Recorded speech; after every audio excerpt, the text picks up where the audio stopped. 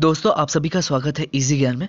दोस्तों हम झारखंड के आंदोलन से मोस्ट इम्पोर्टेंट एमसीक्यूज को देख रहे थे दोस्तों। आज उसी को कंटिन्यू करेंगे। इससे पिछले वाली वीडियो में हमने 51 क्वेश्चंस को कर लिया था, उससे आगे इस वीडियो में करेंगे। हमारा पहला सवाल है कि किस विद्रोह को गंगा नारायण हंगामा भी कहा जाता था। किस विद्रोह को गंगा नारायण हंगामा भी कहा जाता था दोस्तों? तो भूमिज विद्रोह को जो है गंगा नारायण हंगामा भी कहा जाता था दोस्तों। आइए बात कर लेते हैं भूमिज विद्रोह की। तो भूमिज विद्रोह की शुरुआत हुई थी 1832 से 33 ईस्वी के बीच। ठीक दोस्तों, हमारा अगला सवाल है कि सन 1853 से 56 में फूलो झानो बहनों ने किस विद्रोह में महत्वपूर्ण भूमिका निभाई थी दोस्तों? तो इन्होंने जो है संथाल विद्रोह में महत्वपूर्ण भूमिका निभाई थी दोस्तों। बात करें तो संथाल विद्रोह की, तो ये जो है कब प्रारंभ हुआ था? तो 1855 से 56 ईस्वी के बीच जो है संथाल विद्रोह प्रारंभ हुआ था। ये किसके नेतृत्व में? तो ये सिद्धू कान्हू के नेतृत्व में हुआ था। नेक्स्ट है नीलांबर पीतांबर भाइयों ने कहां पर 1857 के विद्रोह का नेतृत्व किया था दोस्तों? दोस्तों नीलांबर और पीतांबर जो है ये पलामू क्षेत्र के थे। किस क्षेत्र के? ये पलामू क्षेत्र के थे। ठीक है, और ये किस जनजाति के थे? तो ये भोक्ता जनजाति के थे। ठीक है, इन्होंने क्या किया? चेरो, खरवार तथा भोक्ता को एकत्र किया और सैन्य दल बनाया।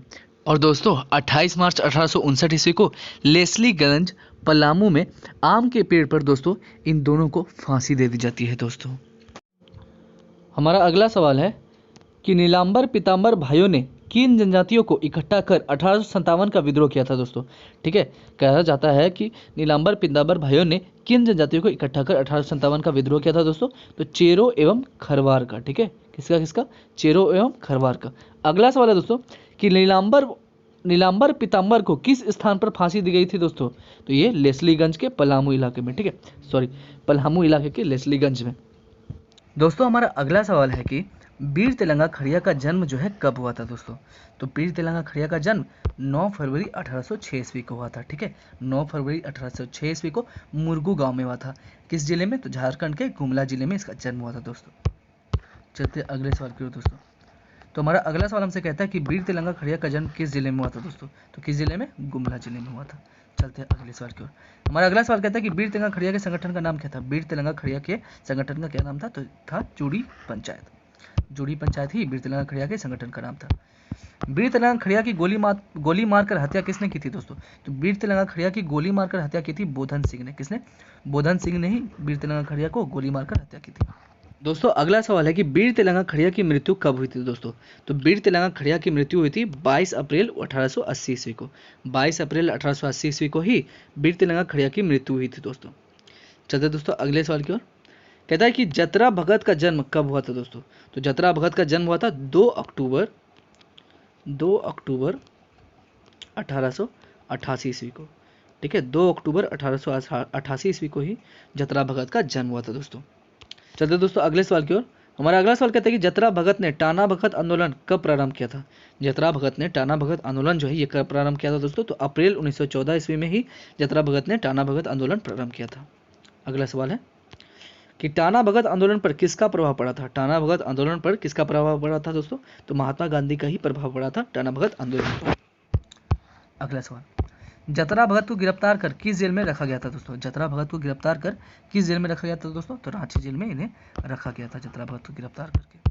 अगला सवाल, जयपाल सिंह का जन्म कब हुआ था दोस्तों? तो जयपाल सिंह का जन्म हुआ था 3 जनवरी 1903 ईस्वी को। ठीक है, जयपाल सिंह का जन्म कब हुआ था दोस्तों? 3 जनवरी 1903 ईस्वी को इसका जन्म हुआ था जयपाल सिंह का। अगला सवाल, जयपाल सिंह का संबंध जो है ये किस जनजाति से था? ठीक है, जयपाल सिंह का जो संबंध है यह किस जनजाति से था दोस्तों? तो मुंडा जनजाति से इसका संबंध था जयपाल सिंह का। जयपाल सिंह के सांस्कृतिक गुरु कौन थे दोस्तों? जयपाल सिंह के जो है सांस्कृतिक गुरु दोस्तों कौन थे दोस्तों? तो सुकरापाहन ही जयपाल सिंह के सांस्कृतिक गुरु थे। अगला सवाल, जयपाल सिंह को ओलंपिक के लिए भारतीय हॉकी टीम की कमान किस वर्ष में सौंपी गई थी? ठीक है, जयपाल सिंह को ओलंपिक के लिए भारतीय हॉकी टीम की कमान जो है किस वर्ष जो है इन्हें सौंपी गई थी दोस्तों? तो इन्हें जो है 1928 ईस्वी में सौंपी गई थी भारतीय हॉकी टीम की कमान जयपाल सिंह को। अगला सवाल की ओर चलते हैं दोस्तों। हमारा अगला सवाल कहता है कि किस वर्ष भारतीय हॉकी टीम ने अपना पहला स्वर्ण पदक जीता था दोस्तों? तो 1928 ईस्वी में ही भारतीय हॉकी टीम ने अपना पहला स्वर्ण पदक जीता था दोस्तों। अगला सवाल कहता है कि जयपाल सिंह ने किस पार्टी का गठन किया था? जयपाल सिंह ने जो है किस पार्टी का इन्होंने गठन किया था दोस्तों? तो छोटा नागपुर आदिवासी महासभा का जो है इन्होंने जयपाल सिंह ने इसी पार्टी का गठन किया था। अगला सवाल, जयपाल सिंह की मृत्यु कब हुई थी दोस्तों? जयपाल सिंह की जो है मृत्यु दोस्तों कब हुई थी? 23 मार्च 1970 ईस्वी को जयपाल सिंह की मृत्यु हुई थी। जयपाल सिंह की मृत्यु 23 मार्च 1970 ईस्वी को। अगला सवाल कहता है कि 1930 से 31 में हरि बाबा आंदोलन कहाँ प्रारंभ हुआ था? 1930 से 31 ईस्वी में हरि बाबा आंदोलन जो है ये कहाँ प्रारंभ हुआ था दोस्तों? तो सिंहभूम में। कहाँ पे? सिंहभूम में ही हरि बाबा आंदोलन प्रारंभ हुआ था। अगला सवाल कहता है कि 1910 ईस्वी में किसने ढाका छात्र संघ की स्थापना की थी? 1910 ईस्वी में जो है किसने ढाका छात्र संघ की दोस्तों इन्होंने स्थापना की थी? तो किसने स्थापना की थी दोस्तों? तो जे बर्थेलम ने ही ढाका छात्र संघ की स्थापना की थी। चलते दोस्तों अगले सवाल पे। हमारा अगला सवाल है कि किस कॉलेज में ढाका छात्र संघ का गठन हुआ था? किस कॉलेज में जो ढाका छात्र संघ का गठन हुआ था दोस्तों? तो ये सेंट कोलंबस कॉलेज में ही ढाका छात्र संघ का गठन हुआ था। अगला सवाल जयपाल सिंह मुंडा आदिवासी महासभा के अध्यक्ष कब बने थे? जयपाल सिंह जो है मुंडा आदिवासी महासभा के अध्यक्ष कब बने थे दोस्तों? तो ये बने थे 1939 ईस्वी में आदिवासी महासभा के अध्यक्ष बने थे। ठीक है, जयपाल सिंह मुंडा। नेक्स्ट टॉपिक है झारखंड के आंदोलनकारी। हमारा पहला सवाल है कि दीवा सोरेन का जन्म कब हुआ था? तो दीवा सोरेन का जन्म कब हुआ था दोस्तों? तो दीवा सोरेन का जन्म हुआ था 1820 ईस्वी में दीवा सोरेन का जन्म हुआ था। अगला सवाल है कि किसुन सोरेन का जन्म कहाँ हुआ था? किसुन सोरेन का जन्म जो है ये कहाँ हुआ था दोस्तों? तो इसका जन्म हुआ था पश्चिमी सिंहभूम में ही किसुन सोरेन का जन्म हुआ था। अगला सवाल हमसे कहता है कि दीवा किशुन का आपस में क्या संबंध था? दीवा किशुन का जो है आपस में क्या संबंध था दोस्तों? तो मामा भांजा का। ठीक है, मामा भांजा का संबंध था दीवा किशुन में। अगला सवाल दीवा किशुन के नेतृत्व में विद्रोह कब प्रारंभ हुआ? दीवा किशुन के नेतृत्व में दोस्तों विद्रोह जो है ये कब प्रारंभ हुआ दोस्तों? तो 1870 ईस्वी में जो है दीवा किशुन के नेतृत्व में विद्रोह प्रारंभ हुआ। अगला सवाल दीवा किशुन को किस जेल में फांसी दी गई थी दोस्तों?